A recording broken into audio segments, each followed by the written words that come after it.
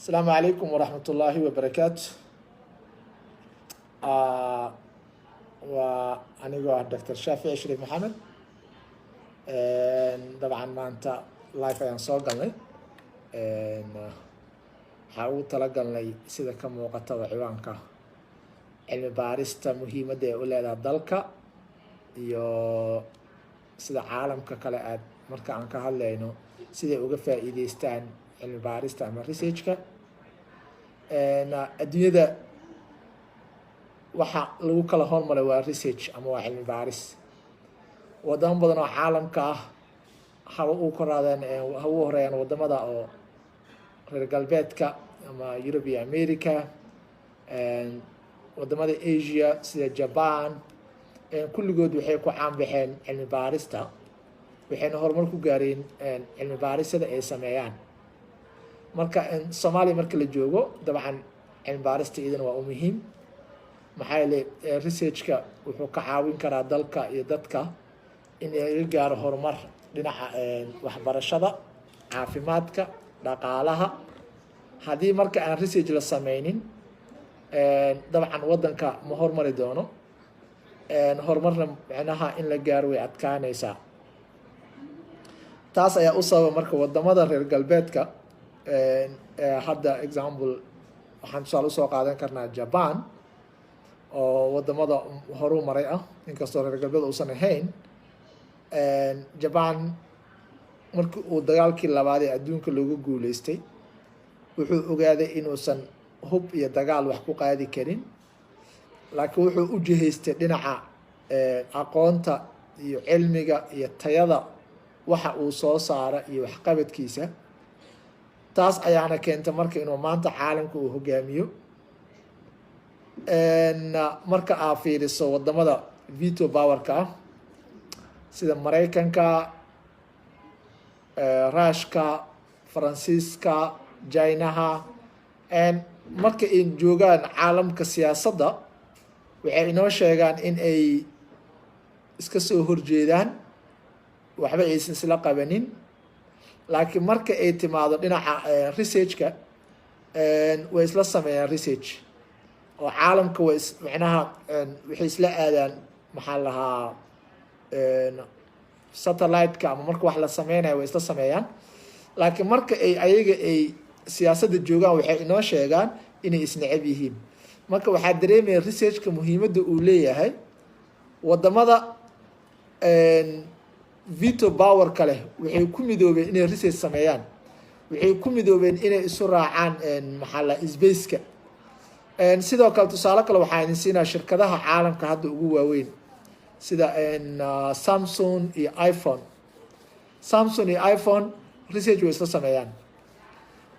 sidoo kale marka laga hadlaayo marketka competition ka dhaxeeyo oo tartan ay galaan laakiin markay imaatay researchka way isla sameeyaan oo research cilmi baaris ay sameeyaan si ay uga guuleystaan shirkadaha kale ee dhigooda ah ee researchka raba inay sameeyaan marka waxaa dareemaya muhiimadda uu leeyahay researchka haddii wadamada veto power kale ay isla sameynayaan shirkadaha caalamka ugu waaweyn sida iPhone iyo Samsung ay research wada sameynayaan si ay uga guuleystaan shirkadaha kale taas waxay ku tusaysaa in macnaha wax walba oo loo baahan yahay in la sameeyo lagu base gareeyo research sidoo kale marka hadda aan fiirno caalamka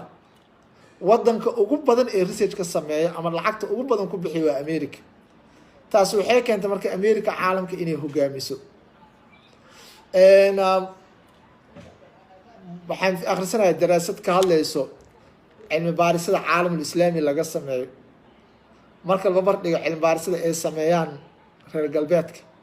waxaa la yidhaha caalamul islaami oo dhan oo la isu geeyo waxaa ka cilmi baaris badan wadanka Jarmalka caalamul islaami oo Turkiga Malaysia Pakistan Sacuudiga dhammaantood isu geey waxaa ka cilmi baaris badan hal Jarmal waxa uu qoray sidoo kale waxaa la yidhi like cilmi baarista caalamka oo dhan ay sameeyaan ama articleska ama researchka caalamka uu sameeyo waxaa ka badan artikelada ama researchka ay qoraan dalka Mareykanka kaliya waa dareemi kartaa Mareykanka qarashka uu ku bixinayo iyo awoodda uu gelinaya researchka caalamka oo dhan marka laysu geeyo maraykanka lagu fardhigo almost asaa ka badan ama waa lamid caalam islaami oo dhan isu geeyne hal jarmalaa ka badan marka Soomaaliya markaa imaato researchka inta uga jirnaa annaga anaa Soomaaliya researchkeeda aad u hooseeya macnaha researchka hadda marka la taagaya aan ka hadlayno macnaha wadankeena meesha la rabo kama taagnin oo maxaa yeelay in jaamacadaheena ana dawlad maalgelis dabcan ma jirto jaamacadaha naftirkooda waxaa laga yaabaa jaamacadaha researchka lacagta ay ku bixiyaan ama maxaa lahaa aad u yar tahay ardayda waxaa laga yaabaa researchka markay sameynayaan inaysan more on original aysan soo qaadanin marka waxaa dareemay researchka wadanka janiskiisa waa badan yahay laakiin waxaa yar investmentiga lagu sameeyo waxaan la socdaa barnaamij waxaan akhrisanaya maalin dhaweyday researchka Soomaaliya qolyo reer galbeed waxay ku qaateen $3 milyan waxay leeyihiin waxaan research ku sameynaynaa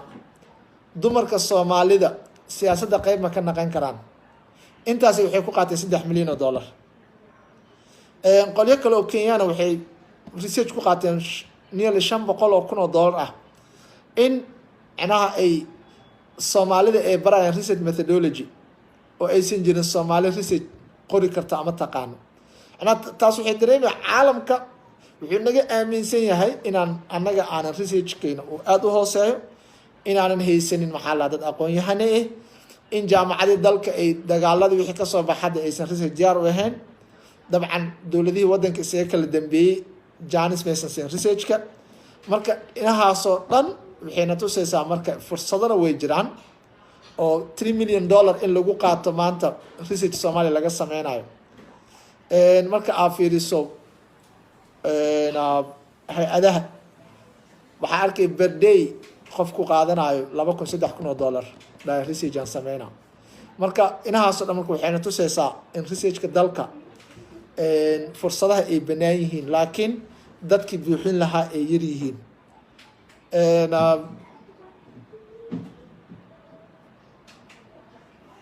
marka maanta marka hadafka aan usoo galo live-ka waxay tahay in aan ummadda Soomaaliyeed aan la qaybsado laba arrin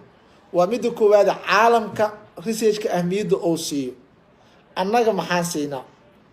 iyo midda kale oo ah cilmi baarista muhiimadda ay u leedahay dalka macnaha haddii wax walba la sameynayo oo aan research laga hormarinin oo aanan cilmi baaris la sameynin wax walba dhow waxay naqanayaan in lagu guuldareysto tusaale haddaan waxaan usoo qaatay Japan markuu ogaadana dagaalkii labaad ee adduunka markii laga awood roonaaday wuxuu xoog isugu geeyay cilmiga iyo aqoonta wuxuu soo kireystay dad aqoon-yahano Maraykan ah oo dalkiisa uu keeno uu ku hormariyay hadda shirkadaha caalamka ugu waaweyn waxaan soo qaadanay Nokia maxaa la iPhone iyo Samsung waxaan sheegnay inay researchka ay isla sameeyaan waxaan tusaale usoo qaadan karnaa shirkadaha ku guuldareystay inay research sameeyaan ee caalamka guuldarada ka gaaray like fiiri our Nokia intay ku dambeysay Nokia waxay ahayd shirkadaha caalamka ugu waaweyn xilli waxay soo martay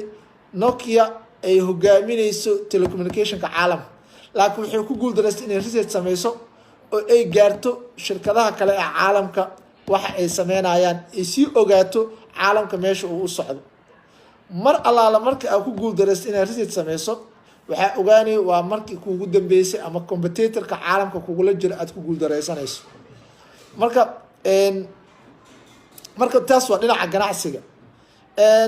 wadamada kale marka laga hadlayo ama teknolojiyada caalamka meesha ay usii socdaan waxa lagu gaaraya waa research marka Soomaaliya marka aad fiirisane ama aqoon-yahanadeyna ama dadkeena waxaa laga yaabaa inaysan ahmiyad badan aan la siinin haddii ahaan lahayd marka ganacsi la furaayo haddii ahaan lahayd arrimaha siyaasadda ana waxaa laga yaabaa siyaasadaha caalamka waa lasii saadaaliyaa research aa lagu sii sameeya yaa soo bixi kara yaa guuleysan karo hadda waxaa imaanayso xilli oo doorasho yaa lasii saadaalinaa soo marka waa stepka oo researcheriska u banaanaa in research laga sii sameeyo xog la aruuriyo lasii saadaaliyo cidda soo bixi karto